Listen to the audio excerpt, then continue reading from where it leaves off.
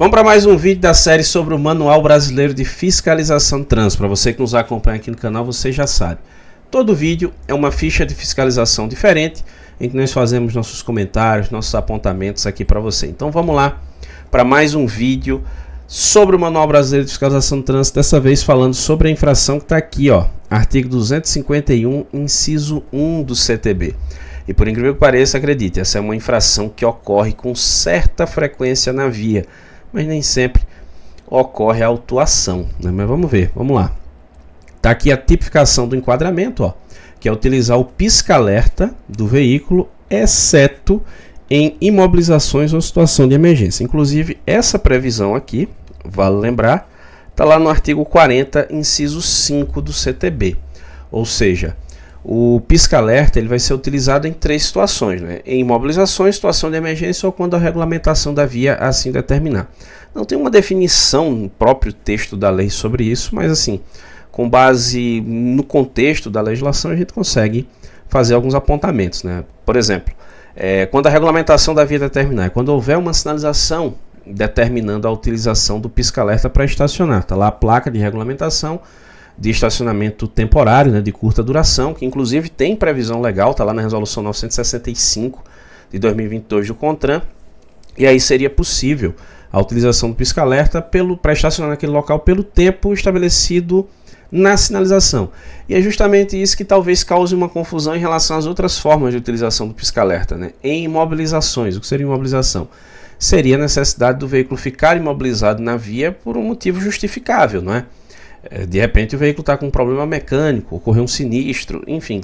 Ou situação de emergência, né, que seria algo equivalente, né, um sinistro de trânsito ali na via. Então nessas situações se utiliza o pisca-alerta. O que é que não pode? Usar o pisca-alerta para justificar uma infração, que normalmente ocorre, né, que é a infração de estacionamento irregular. É comum você ver, acredito que você já deve ter visto isso, o veículo está estacionado, geralmente em fila dupla. E aí o que acontece? O cara vai lá e liga o pisca-alerta, né? Como se o pisca-alerta tornasse o veículo invisível, e não é bem assim, a gente vai ver isso na sequência. Ó, tá aqui a tipificação resumida, né? Como vai ficar lá no auto de infração, utilizar o pisca-alerta, exceto em imobilizações ou situação de emergência. Tá aqui o código de enquadramento, que é o 729.30. Essa é uma infração de natureza média, são 4 pontos no prontuário desse sujeito aqui, ó, o condutor. O condutor ele é infrator. É o infrator, né? A constatação dessa infração pode ser feita sem abordagem, e aí se foi feita sem abordagem, cabe ao proprietário do veículo, se não tiver indicado de maneira prévia o principal condutor, fazer a indicação posterior do infrator, sob pena dele mesmo ser responsabilizado pelo cometimento daquela infração de trânsito ali, tá certo? Então, cabe ao proprietário fazer esse procedimento, caso o agente da autoridade de trânsito não tenha feito a abordagem para que fosse feita a autuação. A penalidade prevista aqui é a de multa, ó, como se trata de uma infração de natureza média, R$ 130,16. E a competência para fazer esse tipo de autuação, órgão de trânsito do município, órgão de trânsito rodoviário e órgão de trânsito estadual, em razão das mudanças trazidas pela Lei 14.599 de 2023. Tem vídeo aqui no canal que eu falo sobre isso. Cabe administrativa? Não. E também a conduta não caracteriza crime de trânsito. Então vamos lá. Dá uma olhada aqui nas hipóteses do quando autuar, quando não autuar por essa infração. Olha, quando é que se autua por essa irregularidade aqui? Ó, nós temos um exemplo, né? Nós temos uma hipótese aqui, né, que não exaure as possibilidades, mas assim, é bem explicativa, né, na verdade aqui, ó. Condutor que utiliza o pisca-alerta fora das situações de imobilização ou situação de emergência. Então assim, deixa muito claro, mas as hipóteses, né, são as mais variadas, né? Então aí é quando se autua por esse motivo. Quando é que não se autua por essa infração? O que seria esse quando não autuar? Você que é figurinha carimbada aqui no canal, já acompanha os vídeos, certamente já deve ter visto em outro vídeo essa minha explicação. Esse quando não autuar, pessoal, é o seguinte: ou a conduta especificada aí não é infração, então seria um fato atípico, né, administrativamente falando, não seria infração, ou é infração, mas em outro tipo infracional, que normalmente a própria ficha de fiscalização aponta para qual seria esse tipo infracional, tá certo? Então vamos lá dar uma conferida nessa coluna aqui, ó. Primeiro, quando não autuar, condutor que utiliza o pisca-alerta para imobilização temporária do veículo para passagem de pedestres, ciclistas ou animais, de modo a advertir os veículos que seguem atrás. Essa aqui, gente, inclusive, era um motivo de discussão. Ah, seria possível imobilizar o veículo e ligar o pisca-alerta, por exemplo, porque está atravessando ali um pedestre na via?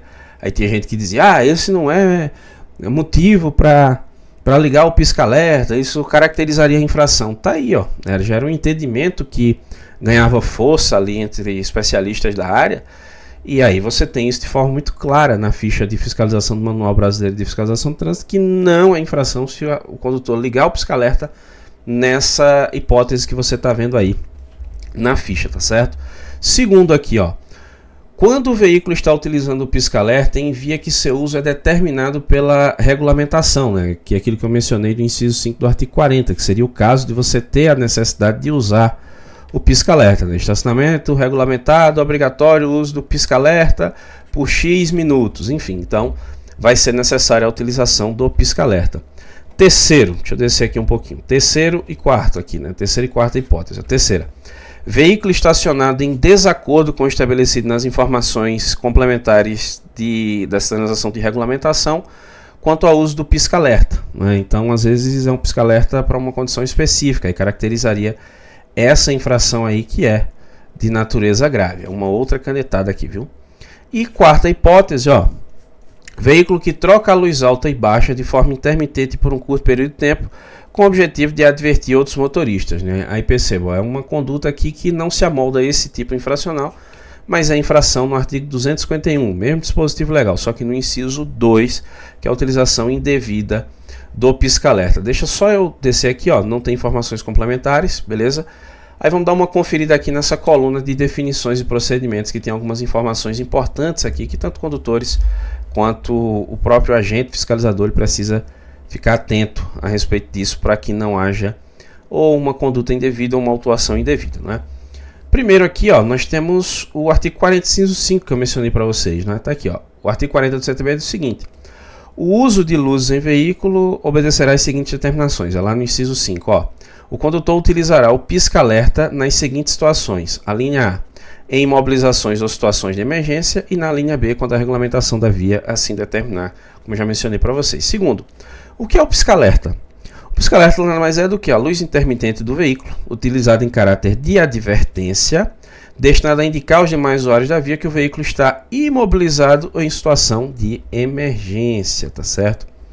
Temos aqui o 3, ó, lanterna de advertência, pisca-alerta. Operação simultânea de todas as lanternas indicadoras de direção para mostrar que o veículo encontra-se imobilizado ou temporariamente está em situação de emergência ou representa um perigo especial para os demais usuários da via. 4. Imobilização, ó, é a interrupção da marcha do veículo para atender a circunstância momentânea do trânsito, pedestre ali atravessando, um idoso e tal. 5. Veículo imobilizado no leito viário em situação de emergência, além de acionar de imediato as luzes de advertência, o pisca-alerta deverá providenciar a colocação do triângulo de sinalização ou similar, distância mínima de 30 metros na parte traseira do veículo de modo visível. Isso aqui é uma exigência lá do artigo 46 do CTB, né? Nós temos a resolução 36 de 98 que trata do tema, e a não utilização e infração lá no artigo 225, tá certo? Vale lembrar isso aí. Inclusive, eu já programei aqui um videozinho, viu? Não sei quando é que você vai estar assistindo, mas depois dá uma conferida que eu já programei aqui um vídeo para falar sobre esse artigo 225. Já coloquei aqui na minha fila de gravação para a gente falar sobre essa ficha, tá certo? Sexto aqui, ó. Área de estacionamento de curta duração é a parte da via sinalizada para estacionamento não pago, senão seria lá o estacionamento rotativo, né, popularmente chamado de zona azul, com uso obrigatório do pisca-alerta ativado em período de tempo determinado e regulamentado de até 30 minutos. Se você quiser dar uma conferida sobre o tema, dá uma olhada lá na resolução 965 de 2022 do CONTRAN, que ela vai tratar de áreas reservadas de estacionamento. E o 7 aqui, né? A utilização do pisca-alerta, olha, isso é muito importante, gente. Preste atenção nisso aqui, porque, como eu disse, tem muito condutor que comete essa infração por desconhecimento disso aqui, ó. A utilização do pisca-alerta não autoriza o veículo a estacionar ou parar em local proibido ou fora da regulamentação da via, devendo ser aplicada a infração correspondente à situação encontrada além daquela prevista nessa ficha. Então vamos lá. Imagina que o condutor ele estaciona em fila dupla. Isso é comum, cara, mas muito comum. Eu acho que se bobear, acho que todo dia você sair de casa com o seu carro, você vai encontrar isso em algum lugar, né? O pessoal faz muito. o cara estaciona ou em um local proibido pela sinalização, sei lá, tá a placa de proibido de estacionar, um ponto de ônibus, sei lá, ou fila dupla, que eu acho que talvez seja o mais comum. É o que ele faz, ele liga o alerta, como se o alerta justificasse aquilo ali. Ah não, eu estou com um alerta. Ou vai lá que ele acha que o veículo ficou invisível, né? Não sei, pode ser, é uma hipótese, né? E aí você tem duas infrações, na verdade. Essa aqui que a gente está falando, do inciso 1 do artigo 251, e também tem a infração do artigo 181 no inciso correspondente à infração que ele está praticando. Sei lá, foi no ponto de ônibus. Então, 181.13, né, inciso 13. Foi o cara estacionar a placa de proibido de estacionar. Ligou o alerta. Então, artigo 181, inciso 18 e o artigo 251. Não, ele fez fila dupla. Inciso 11 faz a autuação também do pisca-alerta. Então, na realidade, você tem duas infrações. O pisca-alerta não justifica um estacionamento irregular. Pelo contrário, são duas infrações nesse caso, tá certo? E aí, por último, a gente tem aqui exemplos, né, de informações que devem constar no campo de observações do auto de infração. Não há uma exigência expressa na ficha de preenchimento, mas você que nos acompanha já sabe, a gente tem aquele entendimento de que o máximo de informações possíveis deveria constar aqui na ficha de fiscalização para a gente dar uma certa segurança jurídica, né, tanto para a administração quanto para o próprio particular em relação à conduta que foi praticada, né? Então tem um exemplo aqui, ó, veículo transitando com o pisca-alerta ligado não caracterizando situação de emergência, né? Que tem gente que faz isso também, né? Tem gente que vai lá e coloca e está em movimento com o pisca-alerta ligado do nada, né? Como se fosse só para ganhar passagem mesmo, do nada, aleatório. Isso caracterizaria infração porque é uma utilização indevida do pisca-alerta. Enfim, essas são as informações da ficha de fiscalização do artigo 251, inciso 1 do CTB. Se você quiser ter acesso a essa ficha aqui e a todas as outras fichas do Manual Brasileiro de Fiscalização do Trânsito, é muito fácil, cara. Saladetrânsito.com/mbft. O link está na descrição desse vídeo se você quiser ter acesso. Lá você tem todas as fichas online, sem precisar baixar nada, sem precisar instalar nada. Se você quiser, ela tem a opção de baixar o manual completo também, beleza?